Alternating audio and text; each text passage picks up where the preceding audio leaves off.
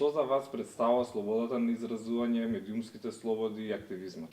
Најмногу, особено после претходното искуство со претходната власт, негативно многу, нели, секако, најмногу представуваат да кажеш што сакаш, да нели секако подкрепена со аргументи и потоа да немаш да не се грижиш дека ќе имаш некакви последици за тоа.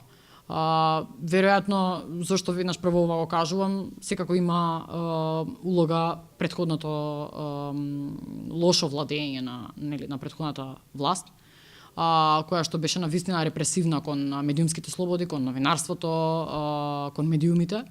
И дефинитивно тоа е прво што ми паѓа на памет во моментов. Иако секако е многу повеќе од тоа представува слободата на изразување и слободата на медиумите. Додека за активизмот исто така значи што представува активизмот го има во сите, може да го има во сите полиња или во сите сфери на живење. И новинарите некогаш може да бидат исто така и активисти. Често сме биле активисти на пример еве за слобода на медиуми. Нели сме организирале протести за слобода на изразување и така натака. Било каква, да речам, акција која што некој сака да ја организира, група на луѓе, може дури да биде и сам некој, со кој што сака да привлече внимание, да се спротивстави на некоја неправда.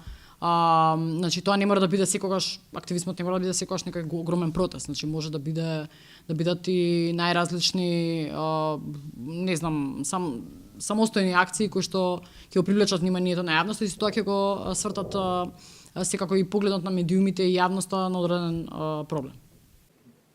На кој начин вие придонесувате за слободата на изразување, медиумските слободи и активизмот? Па најмногу тоа се трудам да го направам преку сториите на кои работам, секако, преку професионално известување, преку професионално работење.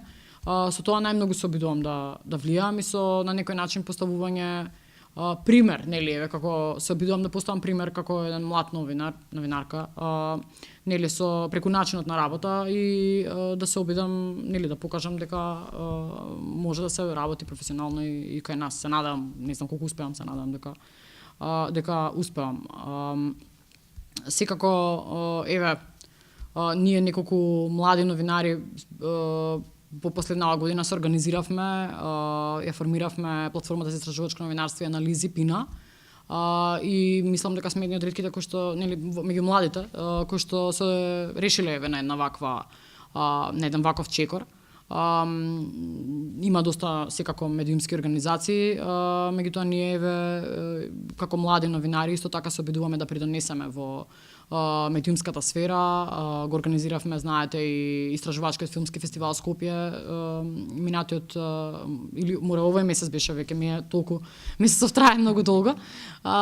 Така да тоа се само дел од некои акции нормално со кои што се обидуваме да придонесеме секоја на свој начин кон подобрување на медиумската сфера, на нормално и на целото општество, на јавното мислење и на демократијата на крајот на речта. Дали се соочувате со притисоци од политичките и бизнис центрите на МОК и ако да, на каков начин вие се справувате со нив?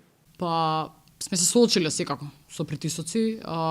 Нормално дека претходно беше секако по тензична и по напната атмосферата со претходната гарнитура и со претходната власт. Дури некогаш беше и, мислам, не знам како збор да употребам, тоа беше тотално на нормална атмосфера, нели, за функционирање на сите граѓани, не па на новинарите кои што беа на удар веќе со години и се навикнаа на таа постојана тензија и постојана пресија и така натака. Сега, во овој последен период, нормално прирано е да се оцени, да се даде генерална оценка. Секако дека има одреден вид на ослободување во смисла дека, нели, самата промена на власта природно носи некаков, нели, дури со нормална власт која ќе се смени власта има некој вид ослободување, не па во нашиот случај. Но и сега има некакви, не би ги нарекла, да речам, притисоци, меѓутоа реакции во смисла што еве некогаш и нормално, но некогаш има, како да кажам, некои од новиве членови на власта, да речам, некако ми делуваат како малце нежни кога ги, нели, нешто кога пишуваме има не за најразлични теми, некогаш сега за сега ми делуваат како малце пренежни на критика. Иако, нели, се залагаат за транспарентност и тоа, сето тоа го кажуваат, нели, сега за сега декларативно, ќе видиме, ќе оцениме понатаму како тоа ќе биде. Ни треба, јас барем мислам дека треба подолг рок за да видиме дали навистина се ќе останат доследни на тоа што го ветуваат за транспарентност. Но ќе видиме како ќе биде понатаму. Озимец уште едно прашање за на крај. Која е вашата препорака за унапредување на слободата на изразување, медиумските слободи и во овој случај и за човековите права? Така. Па главната препорака би било, мислам дека во овој момент е најмногу потребна поддршка за сите млади кои што се обидуваат да работат независно.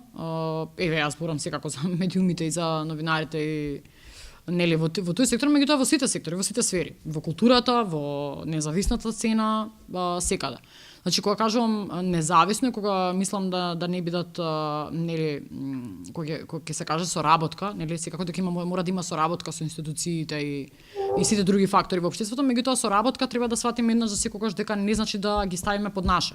Значи не значи дека треба некој да биде со нас. Тоа не е соработка. Значи не мора да мислиме сите исто и идентично, можеме да не се согласуваме за еден куп работи и пак пак е се во ред. Нема никаков проблем. Нема конфликт, едноставно можеме да не се согласиме и повторно да работиме нешто заедно за доброто на општеството во различни сфери. Така баш мислам дека тука треба да се поддржат тие, да се препознаат тие луѓе во општеството и малку повеќе да се даде поддршка. Секако има и луѓе кои што и претходно работеле и работат и со години и така натака, но можеби е потребно малце повеќе да се обрне внимание на младите потенцијали, да кажам, во општеството.